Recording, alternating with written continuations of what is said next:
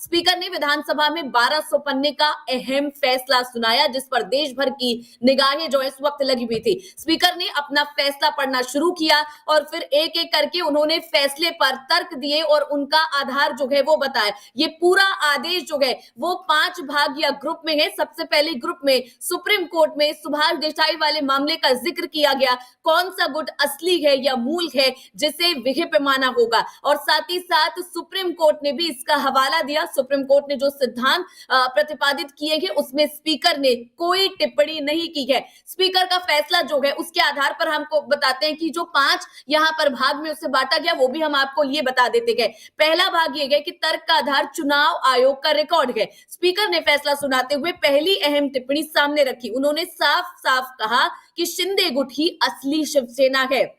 इस फैसले के तर्क के लिए उन्होंने चुनाव आयोग के रिकॉर्ड को आधार बनाया। स्पीकर राहुल नार्वेकर ने कहा कि शिवसेना के 2 गुटों द्वारा चुनाव आयोग को यहां पर सौंपे गए संविधान पर कोई आम सहमति नहीं है। लीडरशिप स्ट्रक्चर पर दोनों पार्टियों के विचार अलग अलग है। एकमात्र पहलू जो है वो बहुमत का है। उन्होंने कहा, मुझे विवाद से पहले मौजूद नेतृत्व संरचना को ध्यान में रखते हुए प्रासंगिक संविधान तय करना होगा। उन्होंने ये भी कहा कि 2018 का संशोधित संविधान चुनाव आयोग के रिकॉर्ड नहीं है और शिवसेना का 1999 का संविधान ही मान्य रहेगा। स्पीकर का फैसला शिंदे को हटाने का फैसला गलत था। उन्होंने तर्क दिया कि संविधान में पक्ष प्रमुख का कोई पद नहीं है। स्पीकर ने फैसले में दूसरी अहम बात यह कही कि पार्टी के संविधान के मुताबिक सीएम शिंदे को उद्धव गुट हटा नहीं सकता है। संविधान में पक्ष प्रमुख का कोई पद नहीं है। इसके साथ ही विधायक दल के नेता को हटाने का कोई प्रावधान संविधान में भी नहीं है। उन्होंने कहा कि शिंदे को हटाने का फैसला राष्ट्रीय कार्यकारिणी का होना चाहिए था। राष्ट्रीय कार्यकारिणी पर उद्धव गुट का रुख साफ नहीं है। इसी के साथ 25 जून 2022 के कार्यकारिणी के प्रस्ताव को स्पीकर ने अमान्य करार दे दिया। तीसरा पॉइंट ये रहा कि यहां पर उन्होंने कहा कि नियम अनुसार ही शिंदे जो है वो पार्टी के नेता बने थे। तर्क ने उन्होंने दिया कि शिंदे के समर्थन में 37 विधायक है।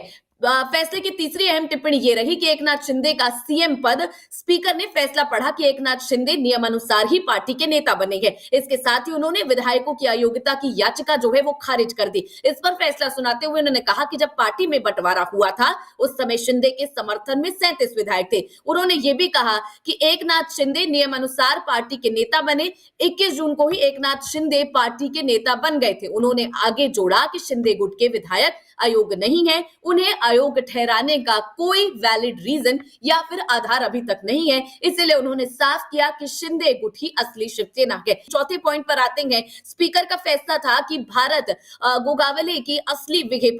उसके बाद उन्होंने तर्क दिया कि चुनाव आयोग ने इसको मान्यता दी थी। अपने फैसले में स्पीकर ने यहां पर साफ तौर पर कहा कि भरत गोगावले की विहिप के रूप में नियुक्ति जो है वो वैध बताया। स्पीकर ने 1200 पन्ने के फैसले को पढ़ते हुए कहा कि सुनील प्रभु जब चीफ विहिप नियुक्त किए गए थे तब पार्टी का विभाजन हो चुका था।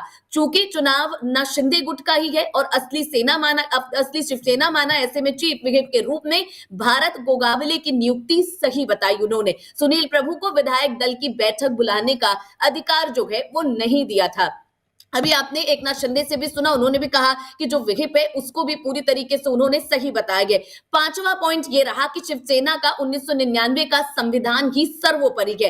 तर्क उन्होंने दिया कि 2018 का चुनाव रिकॉर्ड में ही नहीं है। 16 विधायकों की अयोग्यता पर फैसला सुनाते हुए विधानसभा स्पीकर राहुल नार्वेकर ने कहा कि शिवसेना का 1999 का संविधान ही सर्वोपरि है। हम शिवसेना के 2018 के संशोधित संविधान को मान्य करार नहीं दे सकते। ये संशोधन चुनाव आयोग के रिकॉर्ड में नहीं है। उन्होंने इस दौरान शिवसेना के संगठन में चुनाव का मुद्दा भी सामने रखा। उन्होंने कहा कि साल 2018 में संगठन में चुनाव नहीं है और हमें 2018 के संगठन नेतृत्व को भी ध्यान में रखने की जरूरत है। उन्होंने कहा, मेरे पास समिति मुद्दा है और वो ये कि असली शिवसेना कौन है। दोनों ही गुट अपने असली होने का दावा जो है वो कर रही है। हालांकि इन तमाम पॉइंट्स के बाद उन्होंने ये साफ कर दिया था शुरू में ही कि यहाँ पर जो शिंदे गुट है वही असली शिवसेना है। गए। अब उद्धव ठाकरे जितने भी हाथ पैर मारे, लेकिन इस फैसले के बाद उन्हें बहुत बड़ा झटका लगा गया। अब आपको बता दें कि उद्धव ठाकरे जो है वो राहुल नार्वेकर भी ये सवाल उठा रहा है। उनका ये कहना है